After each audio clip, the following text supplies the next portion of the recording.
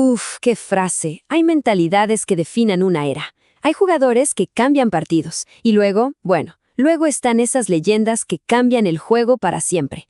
Esta es la historia de uno de ellos. Un hombre para quien ganar no era una opción. No, era una obsesión. Y es que esta no es la historia de un simple portero. Para nada. Es la crónica de una auténtica fuerza de la naturaleza. Una leyenda que se forjó en la presión, en el coraje y en una voluntad que simplemente no se podía romper. Esta es la historia de Oliver Kahn, el Titán. Para entender al Titán, tenemos que ir al principio de todo. Porque su carácter, esa furia, no se formó en las grandes finales. Nació con él.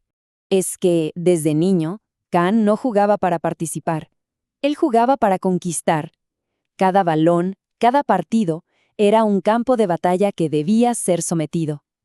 Esa agresividad competitiva no fue algo que aprendió con el tiempo, no, era su esencia, el motor que impulsó, literalmente, toda su carrera.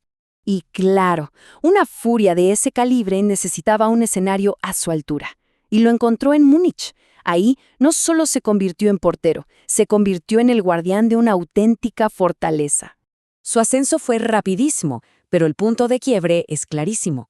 1994. Su llegada al Bayern de Múnich no fue un simple traspaso, Fue el comienzo de una dinastía. Kahn se volvió el pilar sobre el que se construiría una era de dominio absoluto.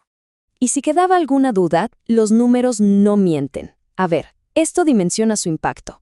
8 títulos de liga, 6 copas, 4 veces nombrado el mejor portero de Europa. Esto no eran solo trofeos, eran la prueba de una era de tiranía deportiva, y él era el líder.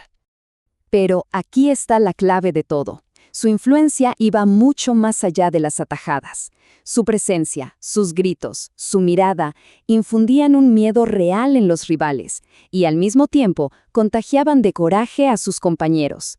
Era el líder que personificaba a la perfección esa famosa mentalidad del Bayern, el mía san mía.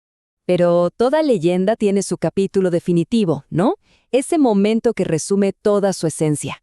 Para Kahn, ese momento fue la Copa del Mundo de 2002. A ver, seamos honestos, Alemania llegó a ese mundial sin ser favorita para nada.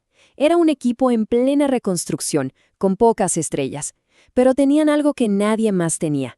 Tenían a Oliver Kahn en su mejor momento. Y partido a partido se convirtió en un héroe, un salvador. Y la hazaña se construyó parada a parada. Octavos de final, arco en 0.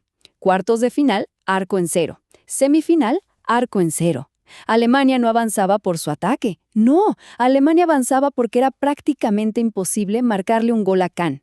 Él era el sistema, él era la defensa.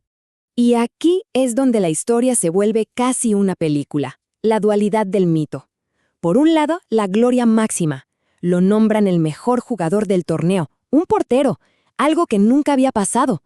Y por otro, la tragedia. Un solo error, un instante de humanidad en la final, le arrebató el sueño. Se convirtió en el héroe y el villano de su propia historia, en el mismo partido. Entonces, ¿cómo se le recuerda a Oliver Kahn? ¿Por un solo error? No, por supuesto que no. Se le recuerda por todo lo que representó. Su legado va mucho más allá de los trofeos y las estadísticas. The Titan. El apodo lo dice todo, ¿no? Y no era solo por su tamaño o sus reflejos, Era por esa sensación de poder que transmitía. La certeza de que mientras él estuviera en la portería, cualquier cosa era posible. Su legado se compone de intangibles, de liderazgo, de mentalidad, de presencia. Él no solo atajaba balones, cambiaba la psicología de los partidos. Demostró que un portero podía ser el jugador más influyente y dominante de todo el campo de juego. Y esta frase resume su filosofía a la perfección. Una confianza absoluta, que algunos llamarían arrogancia, pero que él respaldaba con hechos. Para Kahn, el rival era simplemente un obstáculo en su camino innegociable hacia la victoria. Y todo esto nos deja con una última pregunta. En el fútbol de hoy, tan técnico, tan analítico, ¿hay espacio para una fuerza tan pura y visceral? ¿Volveremos a ver a alguien con el fuego indomable de Oliver Kahn? El tiempo lo dirá, pero su leyenda, esa, es eterna.